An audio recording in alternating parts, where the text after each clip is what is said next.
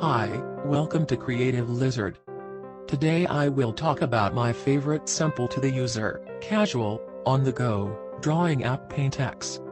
This product is designed for simplicity in mind. That's why it's like many features that a good painting app should have. Despite its less functional feature, it is possible to make nice art by using it. From now on I will make an art with paintx series so that you can watch and learn how to use this app. If you are new to this channel, consider subscribe. So, let's start. This is the basic interface of the app.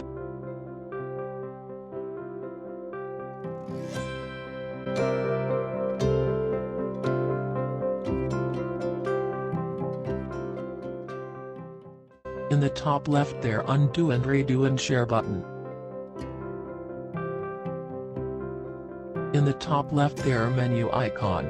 It opens the bottom sheet menu if you tap it. In this section, you will find all the basic tools to make your drawing art. The main problem with this drawing app is page size can't be created or changed and zoom functionality is not there, and that's intentional. It's just like a fixed page drawing app. Now I will show you how simple sketching is done on this app.